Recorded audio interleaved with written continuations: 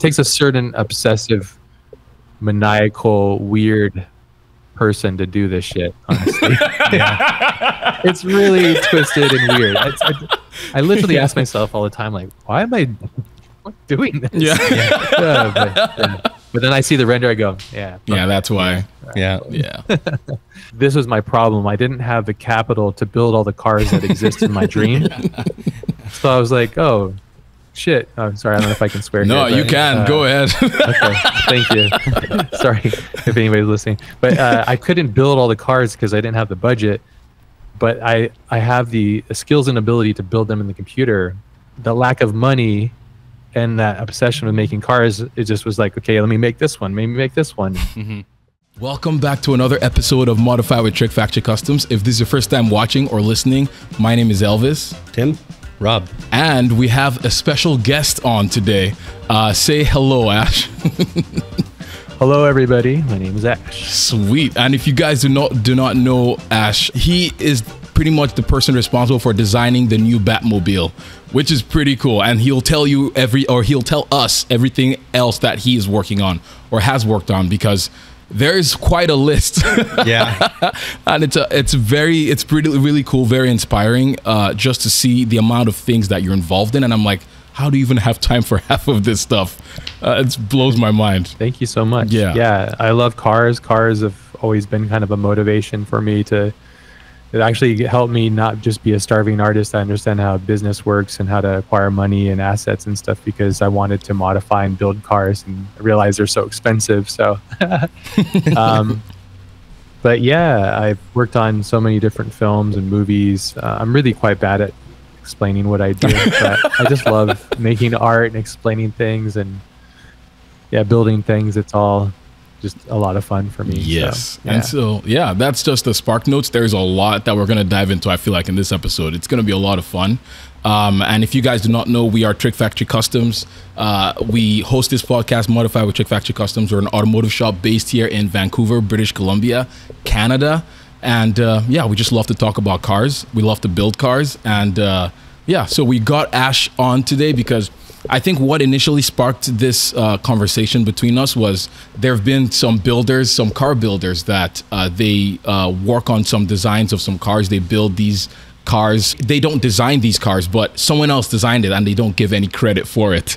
And we just wanted to talk. That was like the main thing, but I feel like this is going to be a very, very broad topic because we're going to be talking about you, because you're into so many things, and I want to know all of that stuff. And we're just very curious. We have some questions and all of that. And if you have questions as well, you can ask us at any time. But we just want to just have some fun and just chat about cars. Fantastic. So, yes. And so I think it's a really relevant conversation to have. So I appreciate you guys taking the initiative. Yeah, no problem. Yeah, we're very excited to talk about it. And so with that said, we're just going to dive right in. Tell us about yourself. Like, how did you even get started in this world? Because I'm just going to list some highlights, like some things, because I was like, I need to do some research before this podcast about you, because I had known about you, but I didn't know to the extent of what you were involved in. And so far I've seen you've done a lot of stuff with creative direction, motion graphics, visual effects. You've worked with McLaren, Hoonigan, like you've done a lot of different things. And so how did you get started doing all of this stuff? Did you go to school for it? I've always been really curious. I was raised by a very artistic family who celebrated being creative. So it was always supported since I was a very young age. And grew up with humble beginnings, so didn't really have money, wasn't really a thing. So it was more like you could afford a paper and pencil and imagination. And so we were always traveling. So I always had that as like a kind of a comfort place. I could go and escape into my imagination, and that eventually became a career.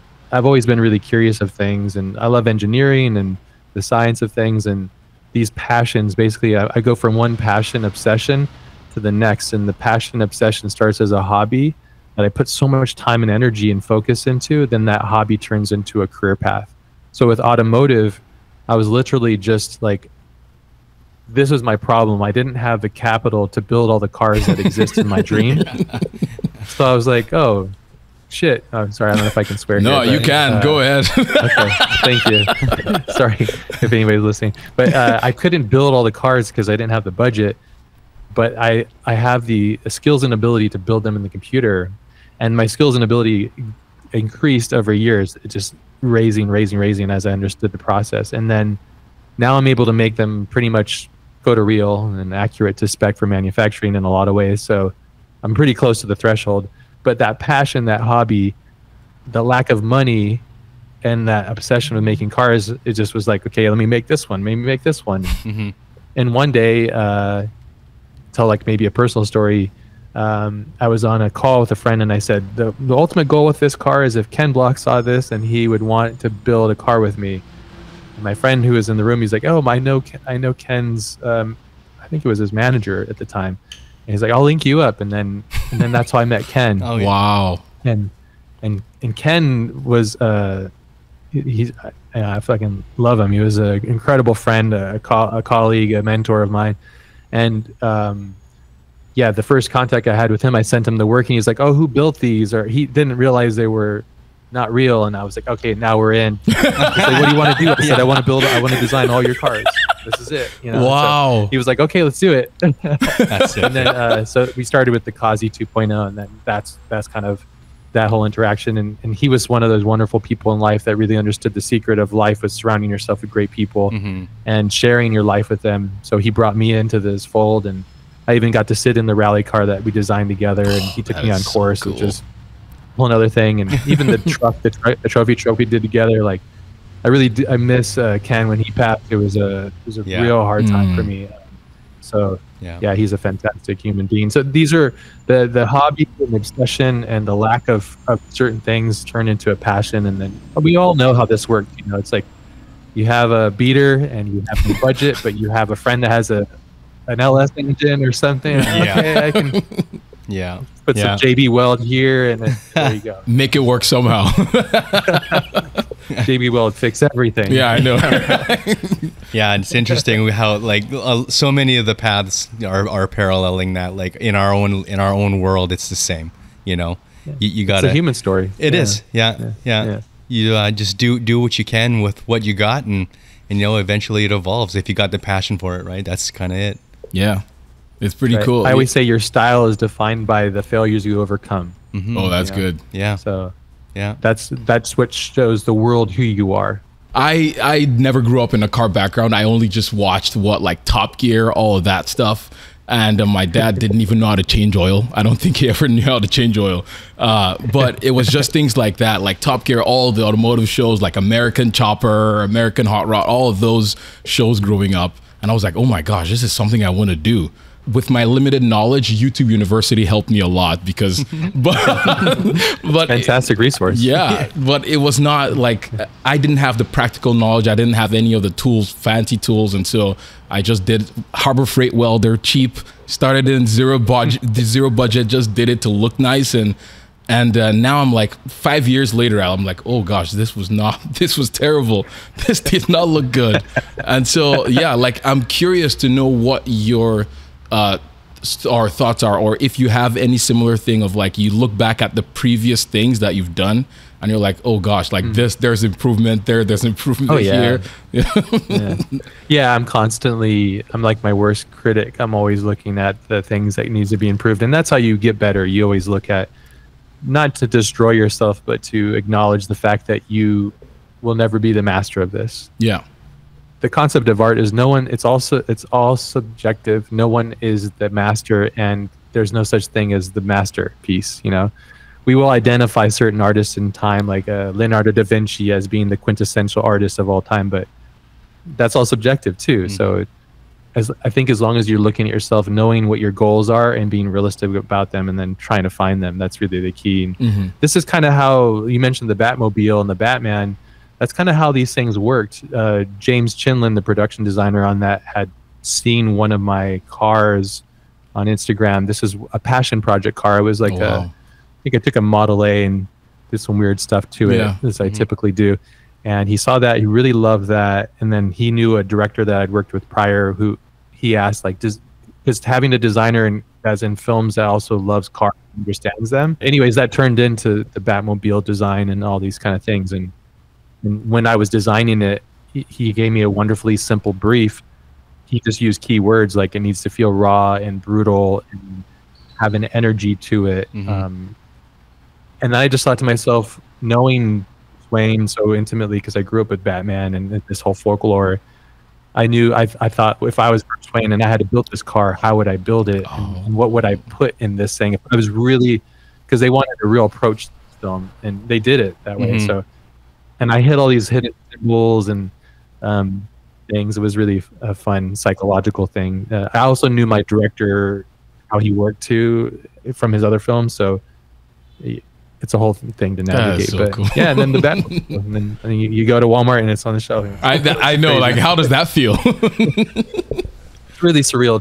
to be honest. Like a kid that comes from really humble beginnings, now to not have these kind of things. I have like a Matchbox car of it, and every time I go to the store, I see it. Wow. It's like, yeah.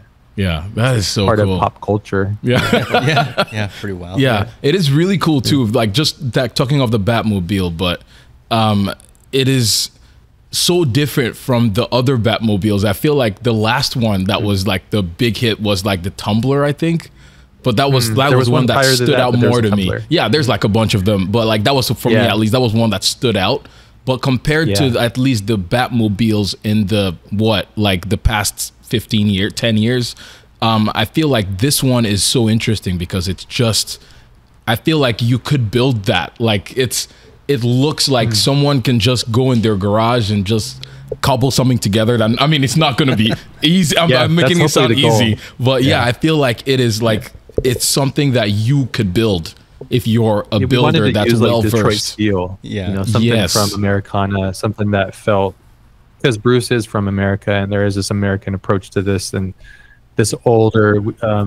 We reference Chinatown a lot for this film and other films that have a gravity of reality. Also, Christine, the old Stephen King film about the car that comes to life and starts killing people and stuff. So, just the idea that it took on a persona. This is the level that I think, hopefully to give you some insight, is when I was designing it, I thought it should have a tube frame chassis, but the frame should feel like what Bruce Wayne feels like internally. So he's this broken, shattered person that's trying to guard himself from the world, and he's using all this scaffolding basically. And the outside is the Batman. It's just like hard edged, sharp things, but inside it's Bruce Wayne, and then inside that is him. So it's all these levels. And if you look at the back, I have a shot of it. If you look at the back, you can see the it almost looks like the bat. I was like Batwing. So that, but yeah.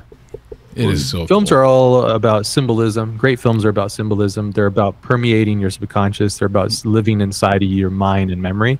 So when you're building these things out, if you're trying to make symbolism, you can't just go, oh, it just looks cool.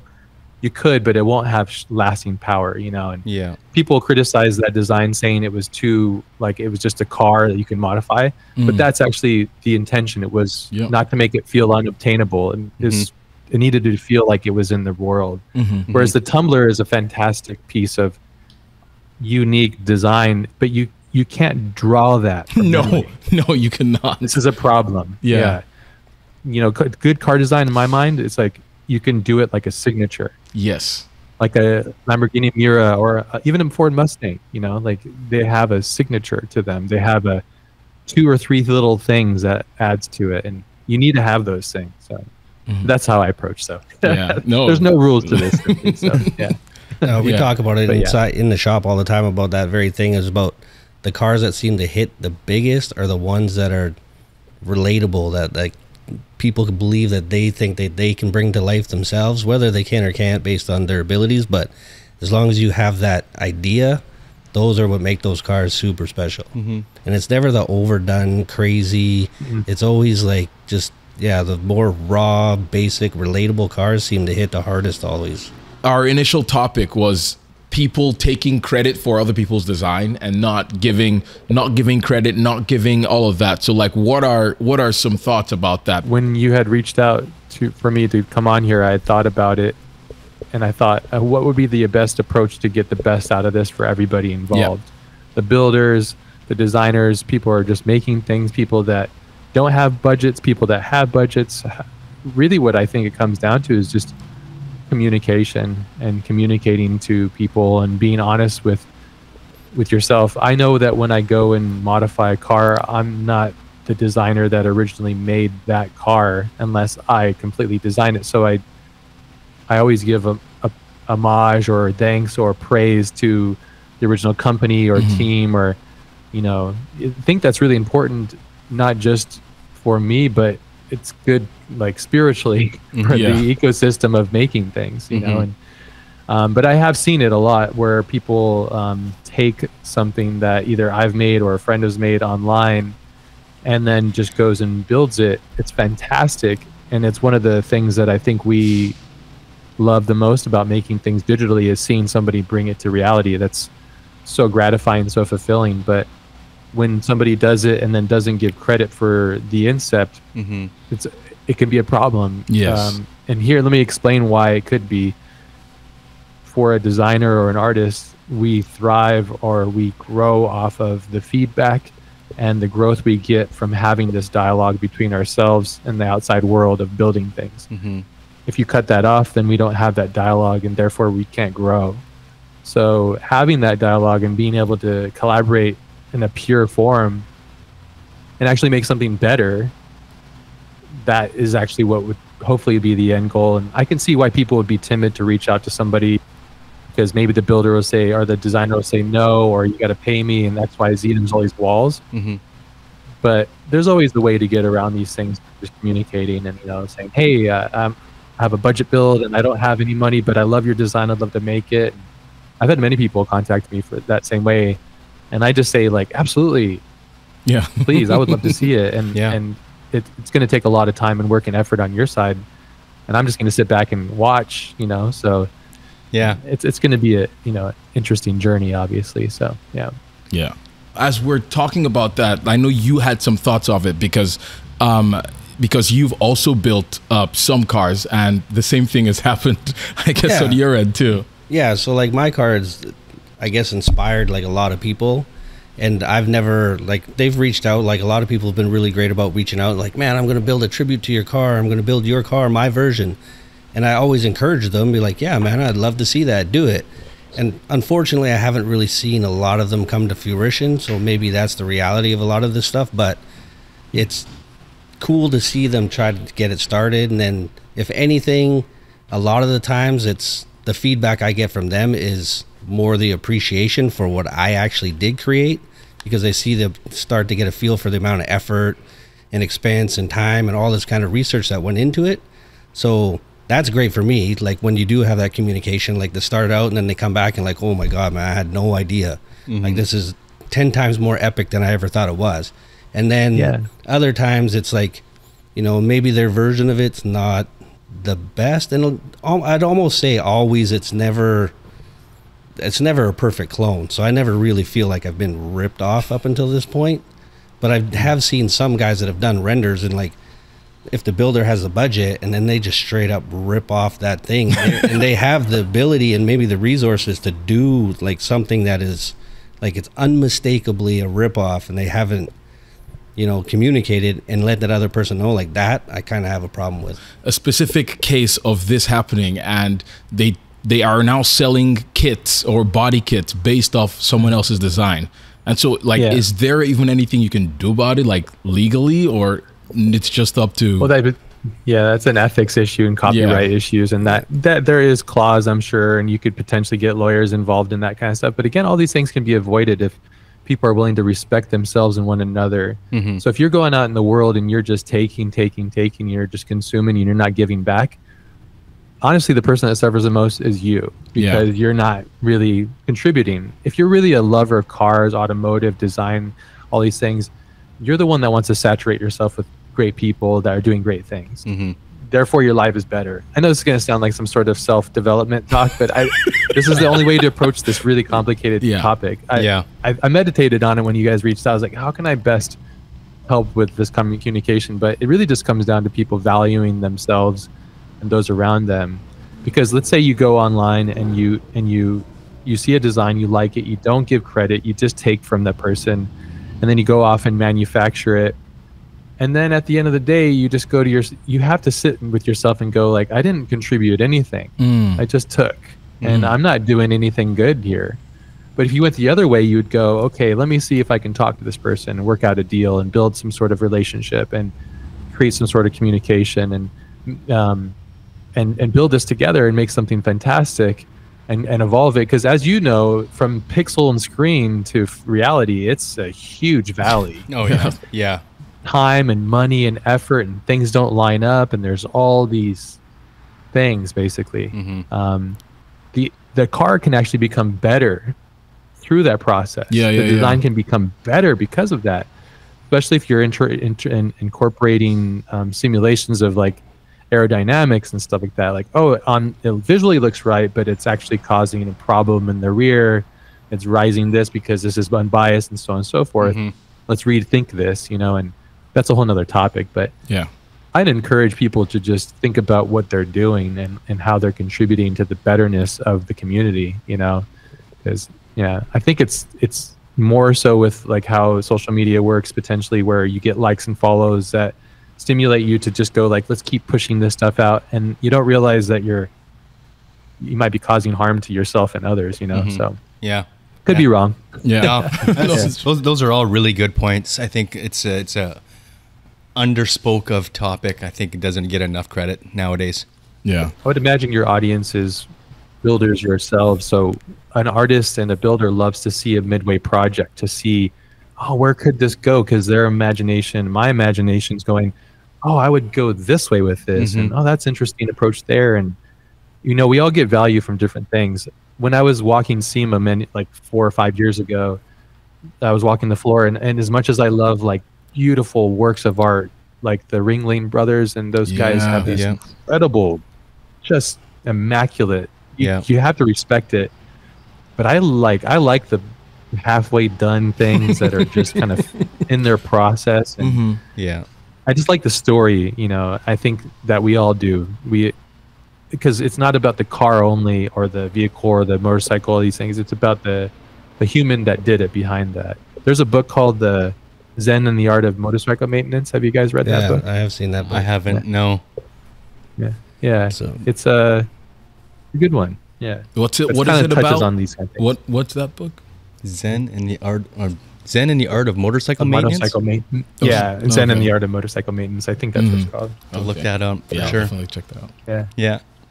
But yes. So speaking about builds and cars, I'll ask if you have any personal like automotive builds that you have worked on, like. Yeah, or like do you build things yourself, or do you just model, or how does that? Are you half and half? Yeah, well, we have a build that's going to be announced. What month are we in? I can't remember. I think July. It's next month. Okay.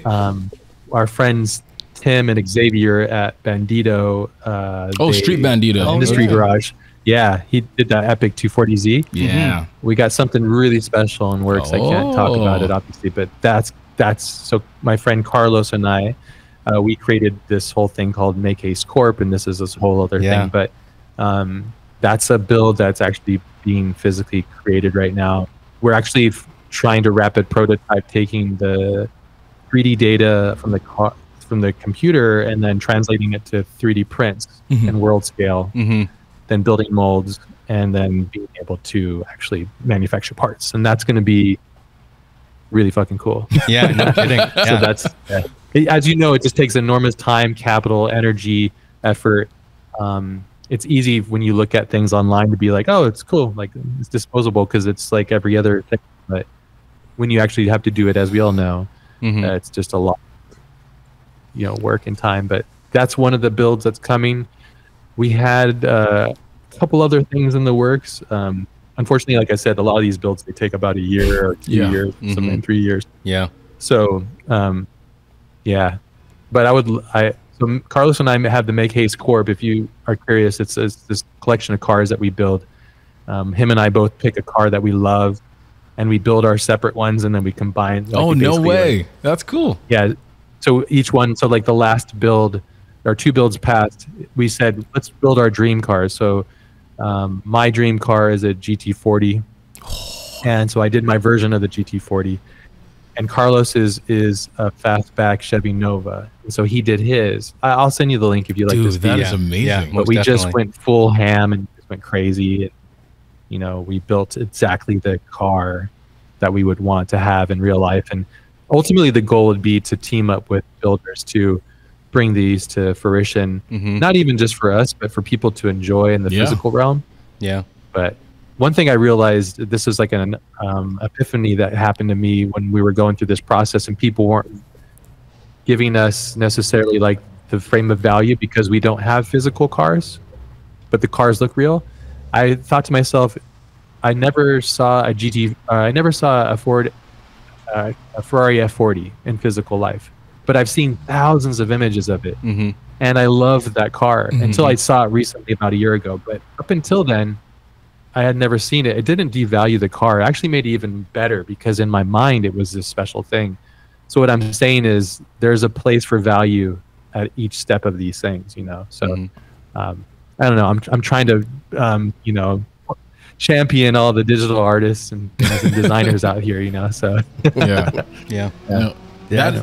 Yeah, it's been kind of a new transition for us, like bringing all this kind of stuff into our workspace.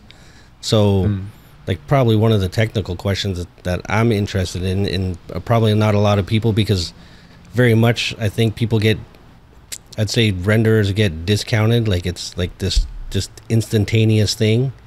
So like, but I know it's a time consuming process because we're doing more renders to help us with customer situations and moving more into taking that out of digital space and then into CAD and then into manufacturing. So like what does that process look like realistically?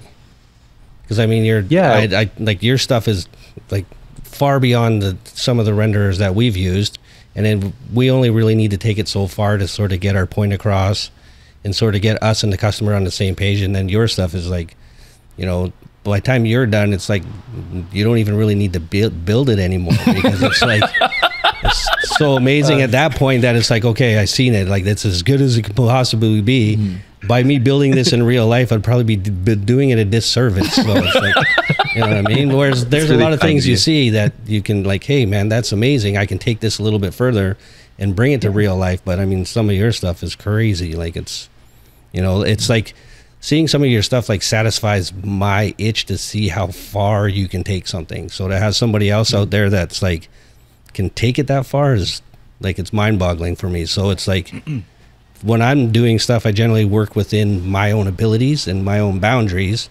So like for you to work in that space, like what's that like where there is no limits and there is no boundaries? Yeah, that's really kind of you, and thank you so much. I think that the real trick is to give yourself limits, because if you go too far out, then you really you lose track of how to give that feeling to you. Like, which is, oh shit, I love that car. It reminds me of a memory or something. But I would say, I think it's all in the act of creation, and it's a beautiful thing, you know. And back to the main topic, which is people taking work from others and not crediting them, you're really disservicing everyone, yourself included, because you're not creating that dialogue of collaborative energy. Let's say, like to your point, you said, sometimes when you look at the renders, it just looks real, or you're like, why would I even want to make it? Because it's like, it might do disservice. I would say, actually, it'd probably make it better because it'd become its own thing, you know? I'll go, oh, we can't do this, so we can do this, or, oh, we can't run this over here, but we can do this over here, and then it becomes even better because it's something tangible. Yeah. The thing I love about cars, multiple levels of cars, but I love the feeling of your shirt smells like gas, you know? It smells, you know, like you get out and your adrenaline's all out, you know, like if you go and just rip a car through up a mountain or something, like the feeling, the visceral quality, the feeling of moving yourself through time and space, like these are things that I can't even touch, and there's no way I can, because the real world is way more valuable. But there's a place for the digital realm to help you see, as you mentioned, rapid prototyping, designing, visualizing, thinking, and communicating to your client or yourself how things look and function are vastly important. And I mean, and all industries are using it.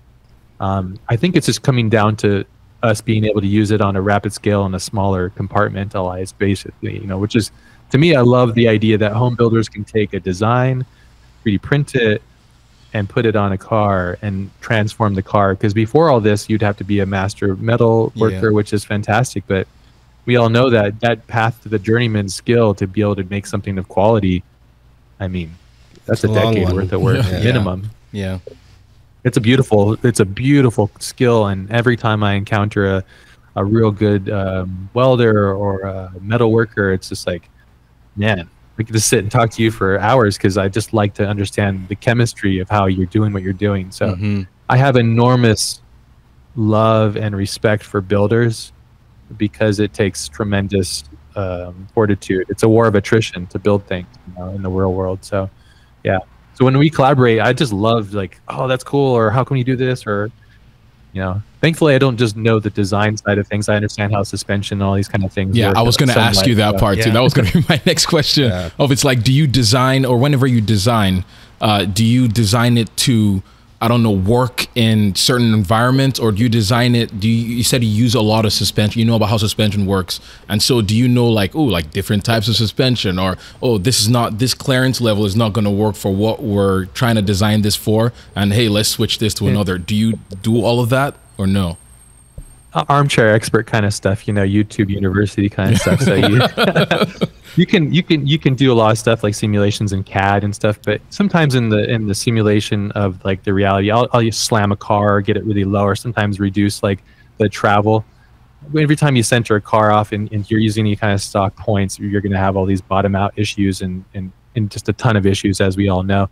So I have the freedom to break all those rules and to not have to worry about those things. But if it was built in reality, you would obviously have to tool things around things and, you know, do a push rod system or something instead of a standard like coilover control arm kind of system. But these are all things that can be decided and figured out if the geometry is accurate. But I just love all those things. It's I think a lot of times too, it usually comes from, what's the intention? What's the build's intention? At the end of it, is this car truly going to be designed to go around a track fast, or is it designed to go to the grocery store? You know?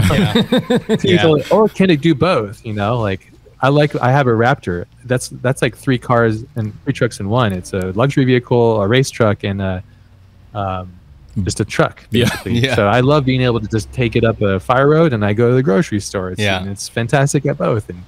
But that's its use for me. So we touch a lot on, like, you know, with every project is like, okay, what is its actual intent? Okay, and you design towards that. So you hit on it. It kind of answers all your questions. Yeah, you know? You're kind of like, okay, this thing is for this, and we know what it needs to do. Yeah, it's cool that you do that, because you can actually see it in a lot of the work that you've done. You're like, okay, you can actually tell this is gonna work. But your stuff is like a whole nother level. I appreciate that. Even like I had some conflict when I was doing the Batmobile. You never put the engine past the rear axle unless you're weird like Porsche. And let's not talk about that. So you put it in the center, you know. And I was explaining that to them, but they love just seeing the engine. These are people that don't understand how the mechanism works, but they don't need to care, because it's more of a holistic communicating the monster idea, you know. But I was like, no, we need to put it right here next to Bruce, you know, like just put it right on him. and I was explaining the way that it would work and the transmission system and all that kind of stuff. And I was like, oh, you can use the Porsche transmission, link to that, and there, yes. And then, but they won on their side because obviously they're the client.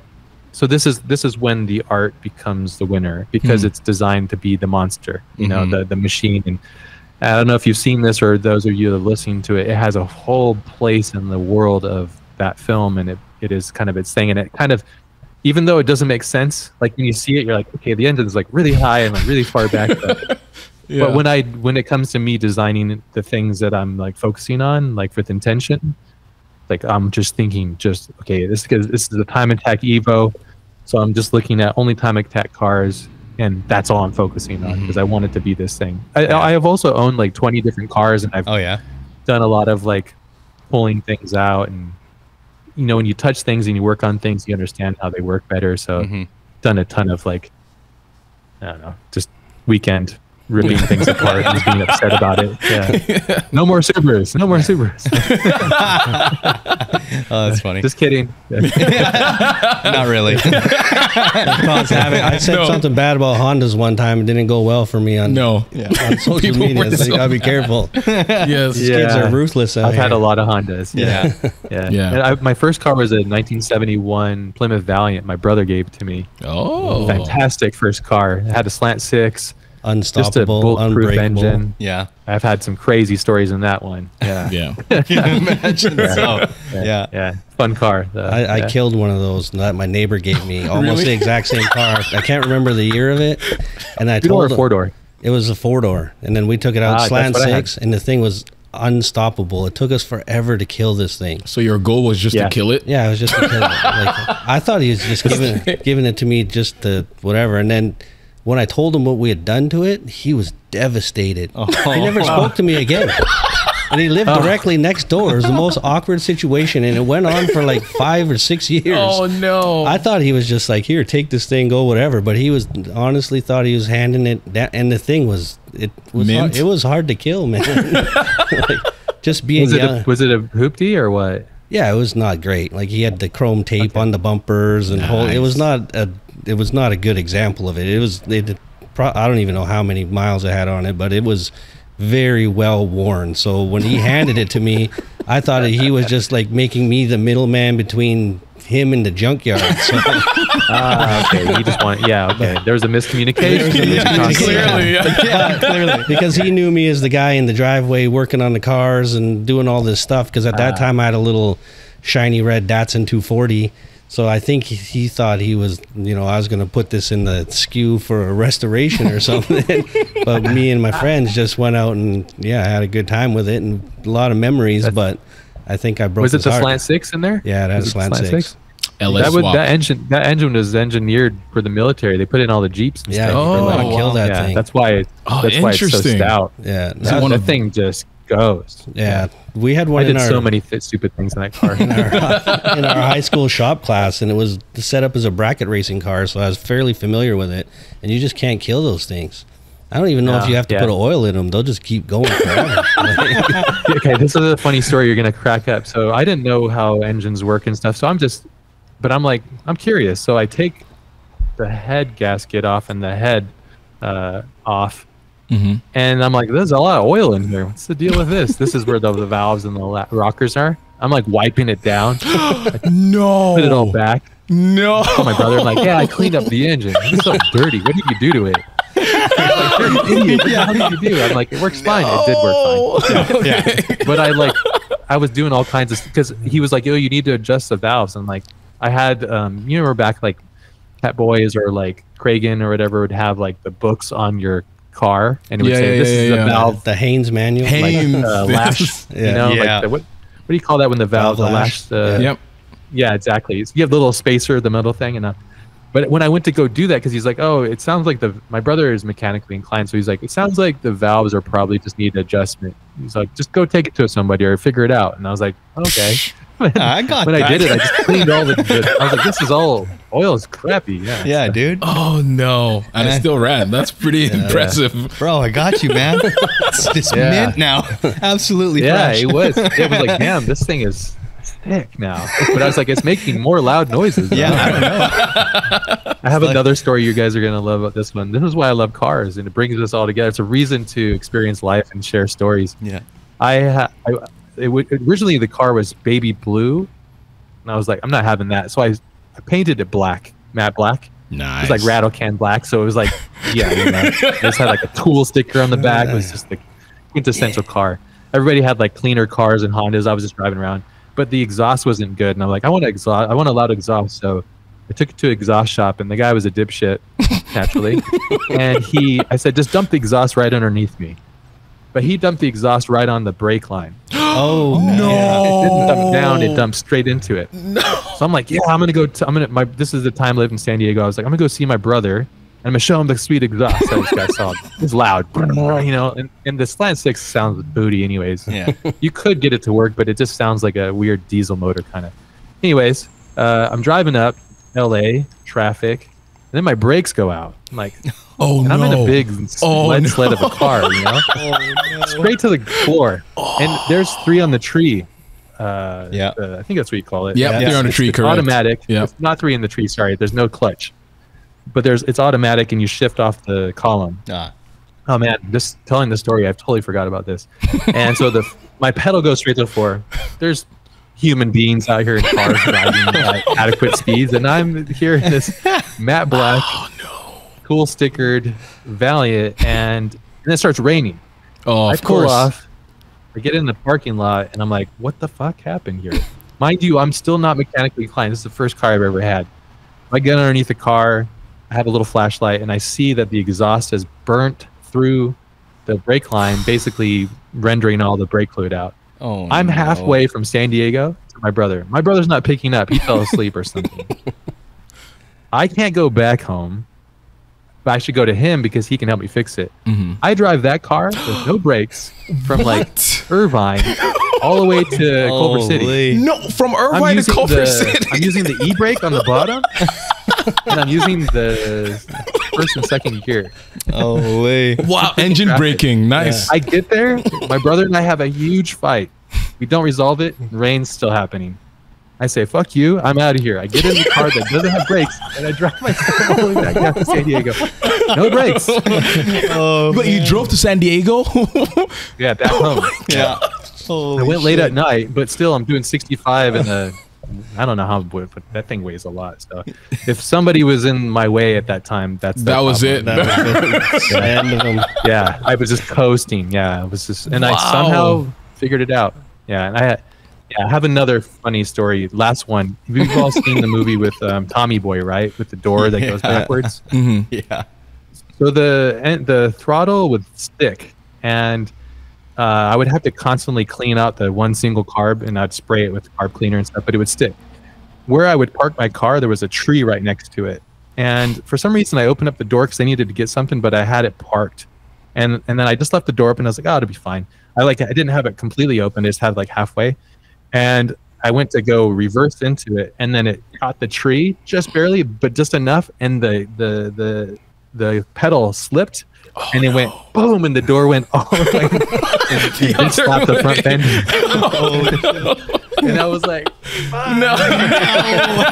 I drove around in that car with like a cardboard. I cut out a cardboard piece of door. Cardboard. There's no seatbelts in this car, too, by the way. And I drove that car with a cardboard side for a month. Yeah. What? And you never got stopped or pulled I was in the over? ghetto. Nobody cared. Wow. Yeah, so I miss funny. that car. I learned so many amazing things on that car. How did it die? Did you just sell it, or like did you just junk it? Yeah. So my brother had crashed it before he gave it to me, and the K member was all messed up. So if you let go of the steering wheel, this is another thing, it would turn hard right. So you had to hold it. So it would eat up tires all the time.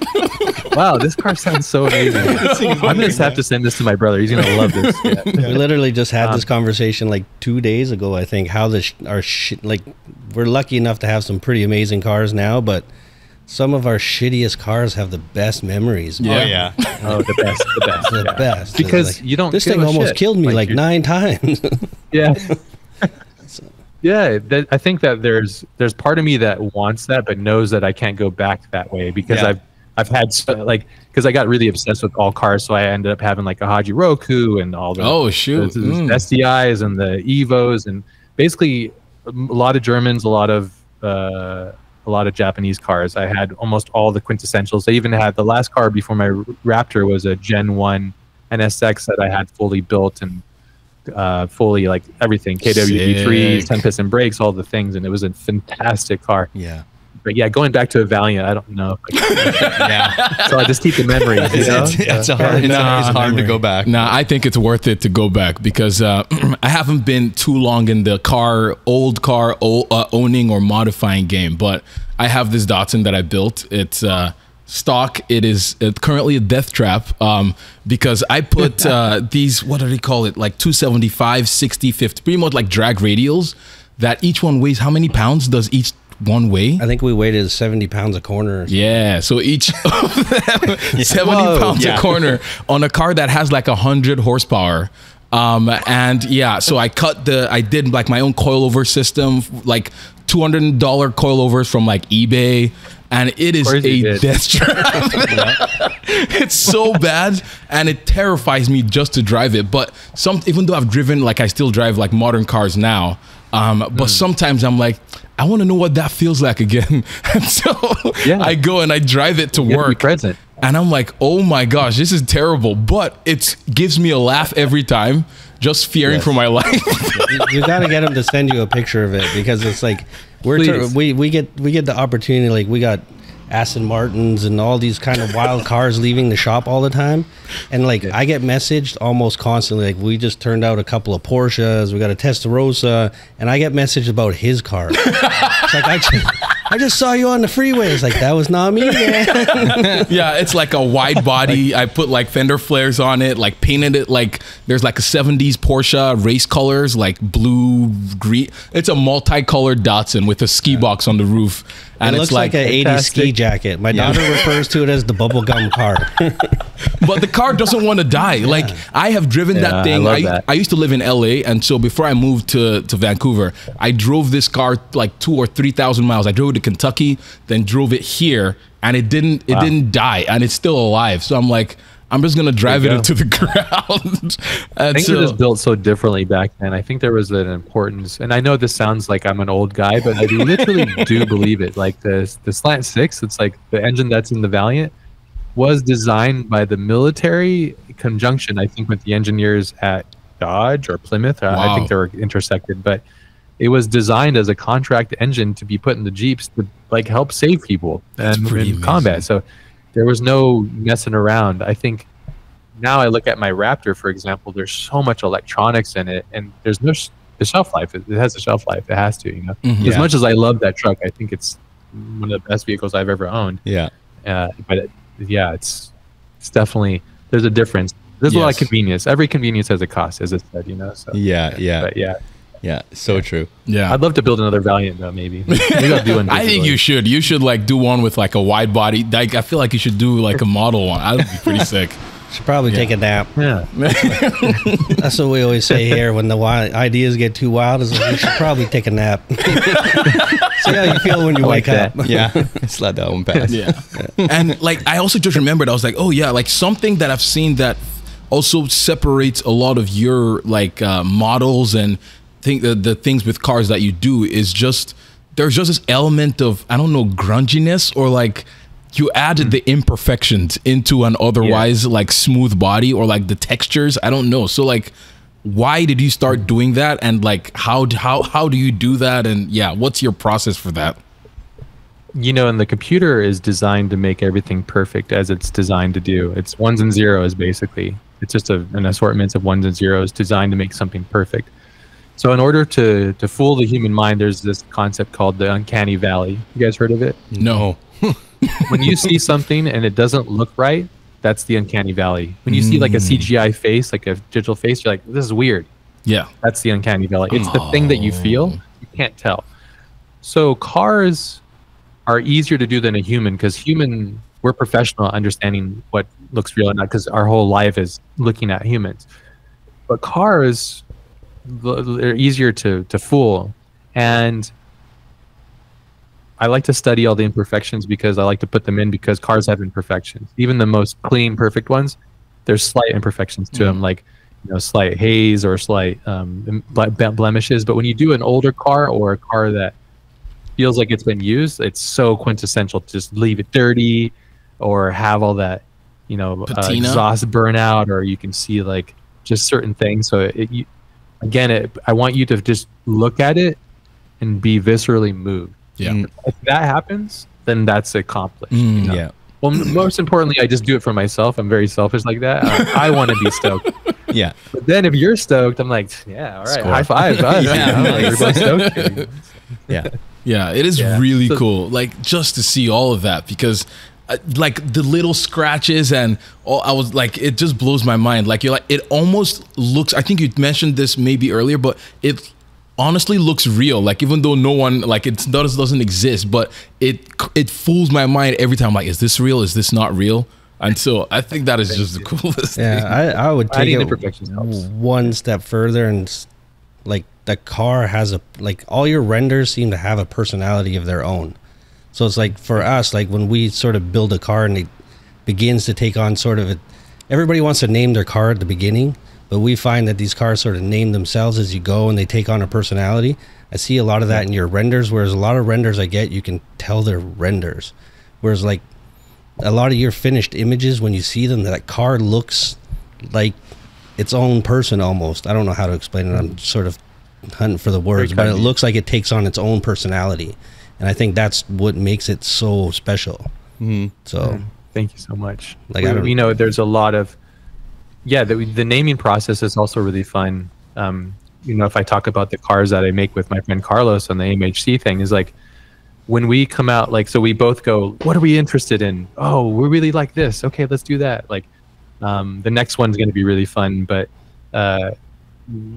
it's after we talk about all that stuff and the car kind of reveals itself, we go, that's the name of it. Yeah. Right. Like the latest car that we released, my design is very angular. It's a fully, it doesn't come from any car. I call it the Triad.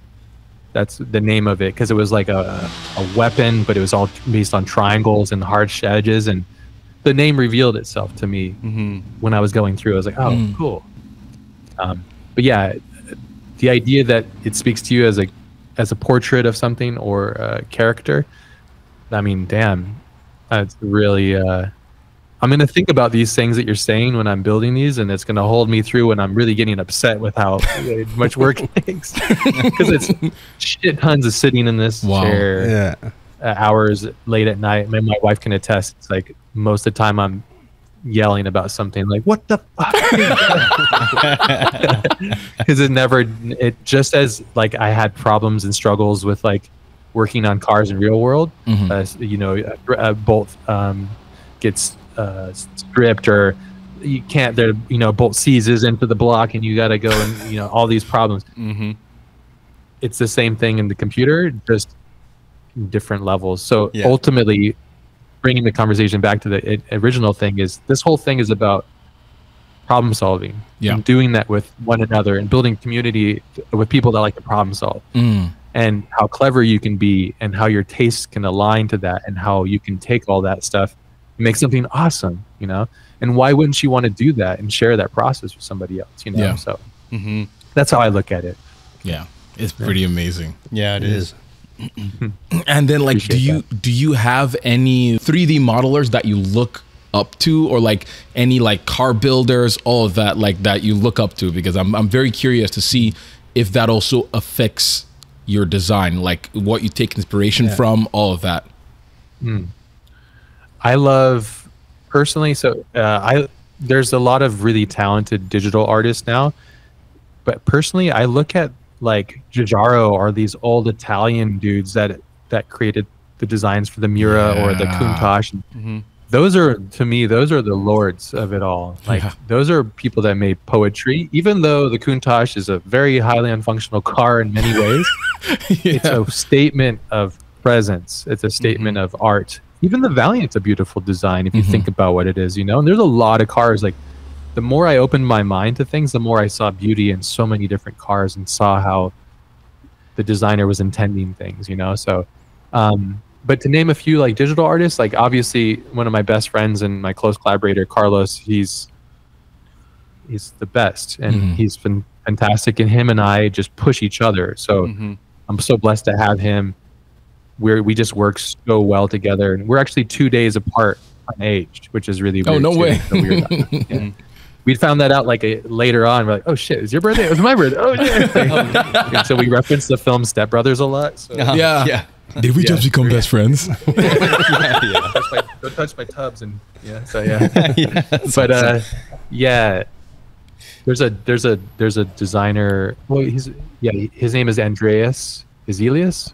He is fantastic. He actually helped me model the concept Mustang Fox body that Ken and I were going to build.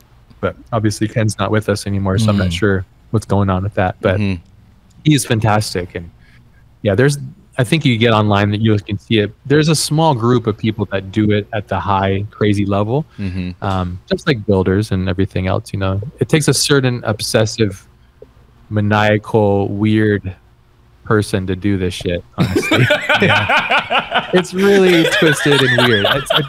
I literally ask myself all the time, like, why am I doing this? But then I see the render, I go, that's why. Yeah. I'm sure you guys have the same conversation, right? Don't make me feel alone. No, it's all the time. Because it doesn't make sense to anybody around, like within, like even in my personal relationship, it's like it's a constant battle. It's like, why do you do this? Like if you're so stressed out about it and you work like so long and this is all you do, and then you come home and all you do is watch this or you're researching this, like why do you do this? And I'm like, I don't know. I'm not sure. I just have to see this through to the end. Like it just becomes part of your thing. And then like the next one comes in. Yeah. So it's like you complain about working 12, 14 hours and then you come home and you just watch a car show. It's like, I don't know why I do it. Like, this is it. I say when you're the drug and the drug dealer, things get weird. Exactly. You're really addicted to it. It's an addiction. Automotive stuff is addiction. What makes you guys do what you do? I imagine it's probably the same. I would say it's probably similar. For me, it's just seeing it come to life. Like, so I love driving them, of course. And I mean, I've had opportunity to drive some really amazing things, but I just like seeing the idea in my head come to fruition and like be real. And then after that, the fun part is making it, because you do your best. We try to do our absolute best to make it perform the way that it looks.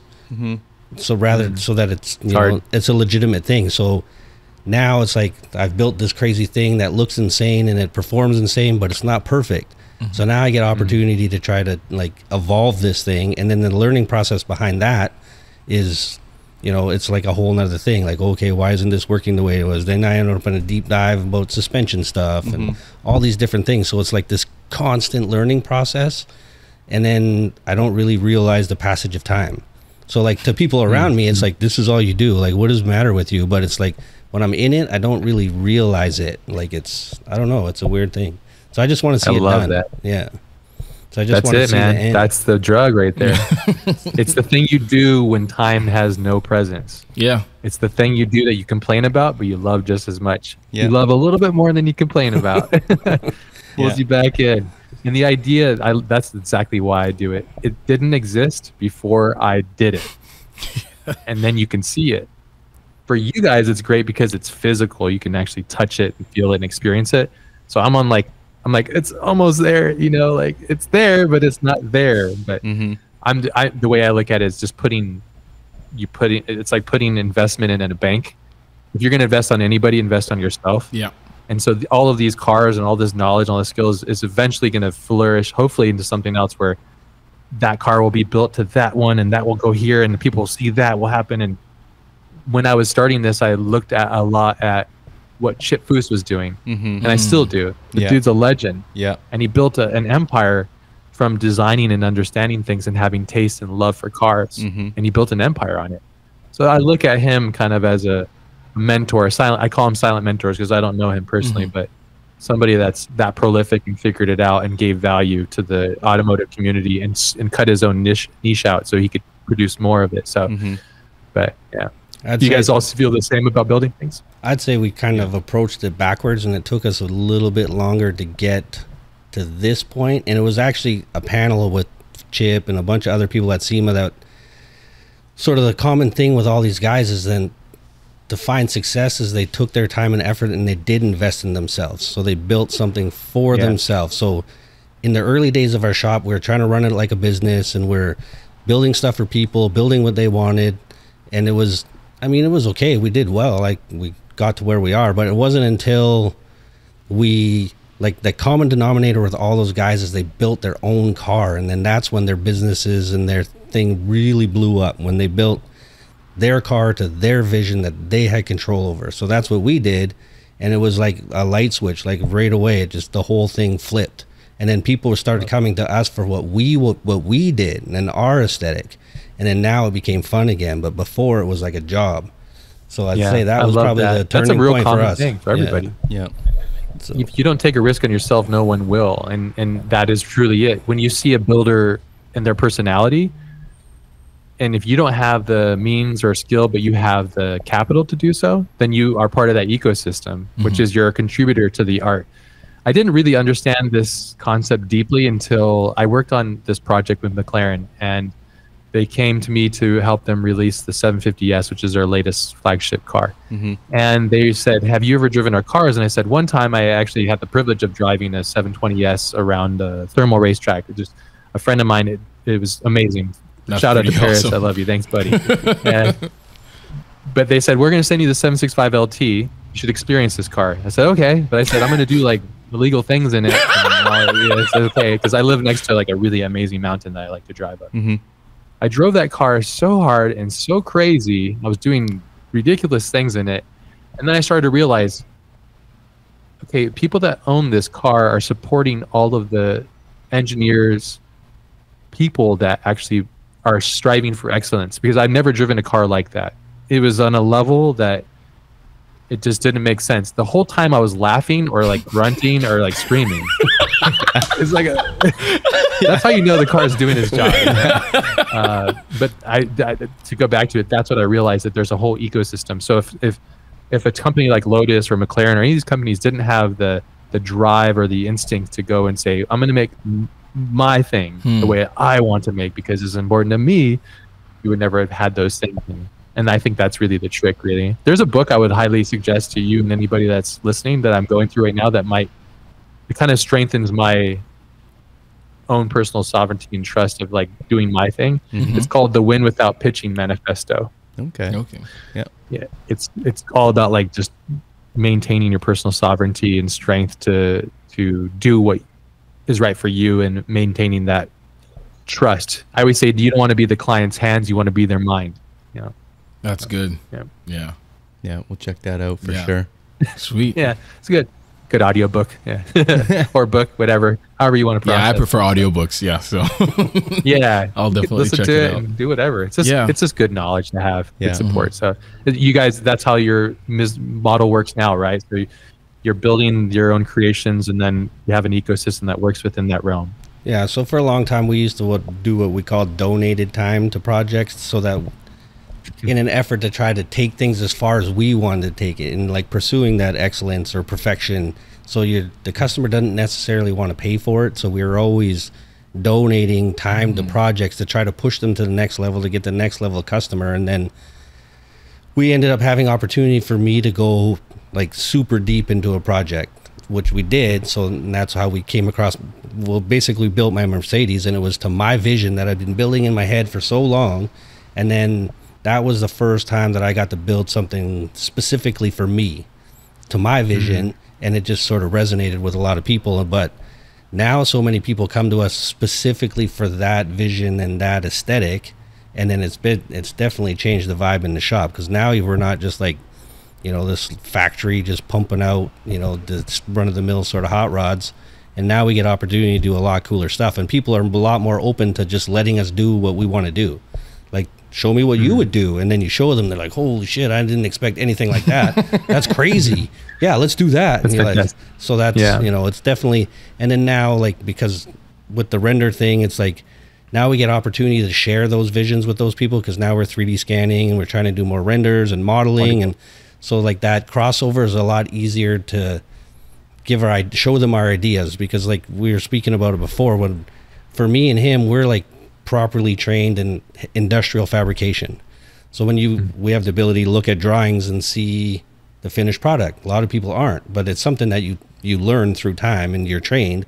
So in the early days, we'd try to show them wireframe, and they're like, oh yeah, that's cool. And then they come back the next day and they're like, what the hell is that? That's not what I saw. So, and then we progressed the foam, but now we can do like 3D print. Like here, this is what it's actually going to look like. So it's made it a lot easier, and we can convey our ideas a lot easier. So it's been pretty, like, in the last couple of years, it feels like we're like 100 years behind with how fast things are progressing, and we're trying to keep up. Oh, you're in the right place. Yeah. So it's like, it's been this like big catch-up game, and there's guys in the industry that we look up to that, we're trying to emulate in their successes and what they've done. And it's like, because some of this stuff is crazy expensive. It's a huge investment. You're like, oh man, I don't know if I can like, that's a lot. Like, can we justify this? But then you start seeing some of these other people and they're inspiring you. And it's like, then once you get to the point, it's like, we don't have any choice but to do this.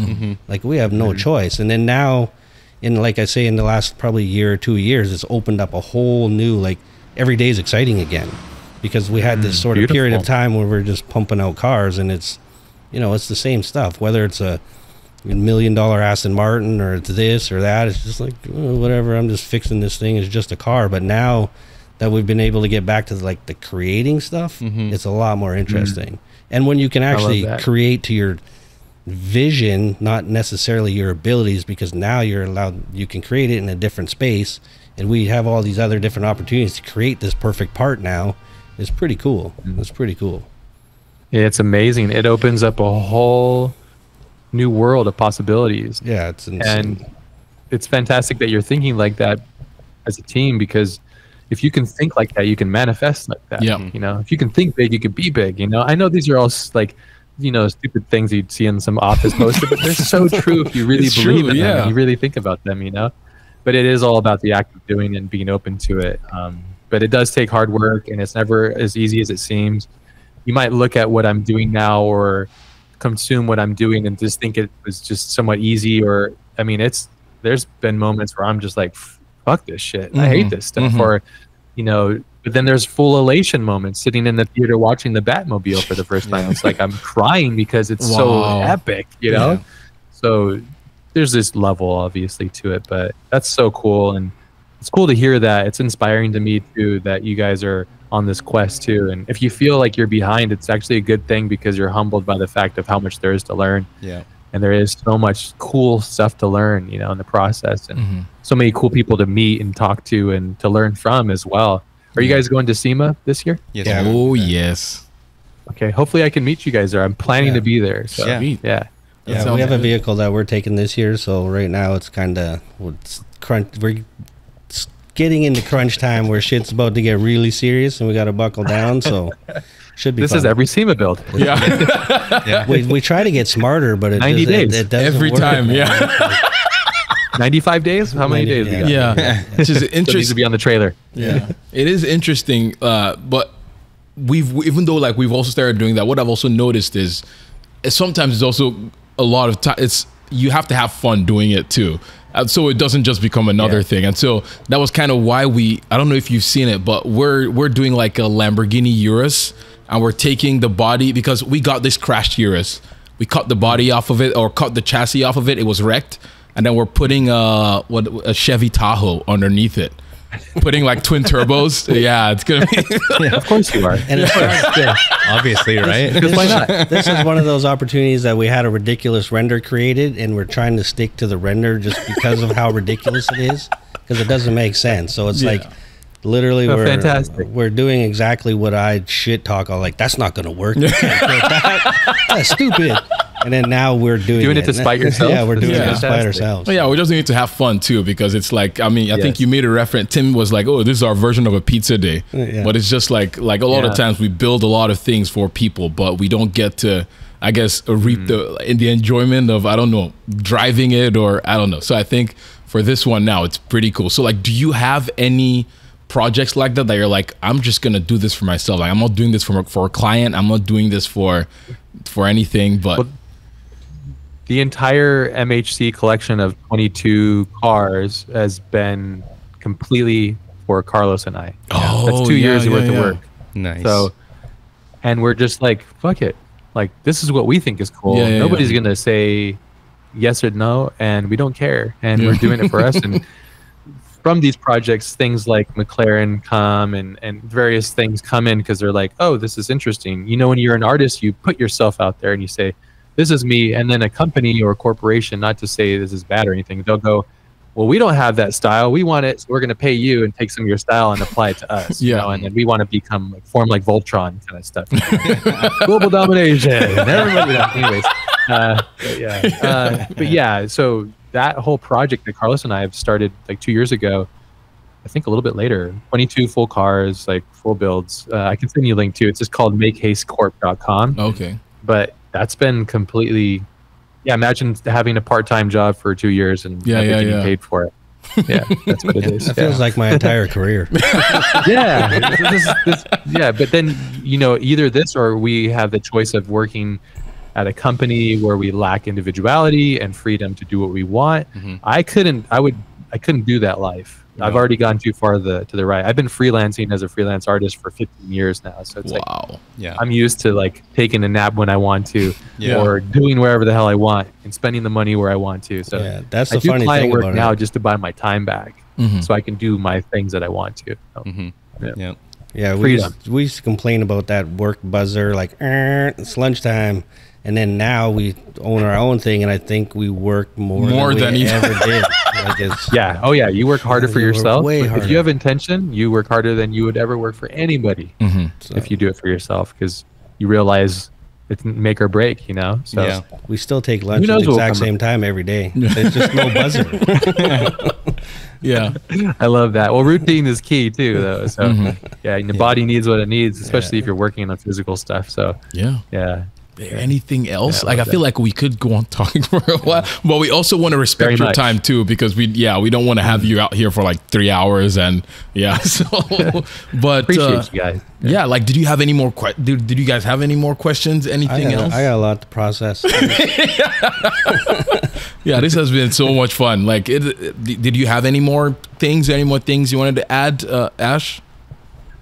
Oh, you guys are fantastic. I really do appreciate you guys taking the time and also creating this conversation. And I think if I could just a PSA for everybody out there, if you see something you like and you're impressed by it or moved by it or inspired by it, just give love, man. Give some love, shed some light. You know, if you're making something cool, talk to these people, communicate. Don't be afraid if somebody says no. They're most likely going to say no, but search for the yes, you know, and find somebody that's down with it. And even if like this is another case scenario, if you're building something and the person didn't get back to you and they just ignored you or they said whatever, and you still want to build it, you have every right to build it.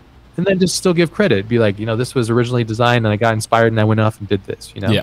Yeah. So I would say that would probably be the best advice I can give to everybody. And also blessings to you guys out there building these things. It takes tremendous capital, effort, time, money, all these things. It's like fantastic, you know? Yeah. It's a lot of fun.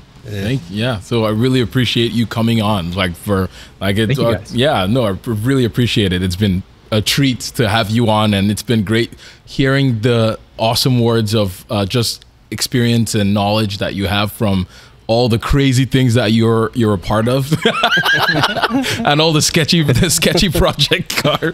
But we look forward. We look forward to see you at SEMA. So it should be fun. And the project, also the project you guys are gonna announce. So I'm most looking forward to that. Really, and wait, so that's also gonna be a SEMA car, like this year's SEMA car? Fingers crossed. I don't know the video thing, but I'm holding my fingers. Yeah, we're like already like halfway there. So it'll be there. I don't know if it'll be finished, but it'll be there. It might be a 4-wheel paperweight. That makes it a still something SEMA build then. Exactly. Bluetooth drive shaft. That's awesome. Yes, Bluetooth, all the things. Awesome. Use your imagination. We might just have a renders of it. Perfect. Just have the picture on a big cube, a cardboard box with the renders printed on it. Oh, that'd be perfect. That's actually not a bad idea. Actually not bad. I'm not going to steal an idea. That might be it, right? Seriously, there. Save you a lot of heartache. Okay. Well, paper's a lot easier than melding metals and stuff. So true. I agree. Appreciate you guys. Have a great. Hopefully, if I'm ever up in Vancouver, I'd love to stop by and say hi. Just let us know. We will see you later. We'll let you know whenever the episode drops. We'll probably drop it, I'm guessing, in like a week or two, depending on what our video schedule and all that is. But we'll let you know once it does. But thank you again. Awesome. Thank you. Thank you, guys.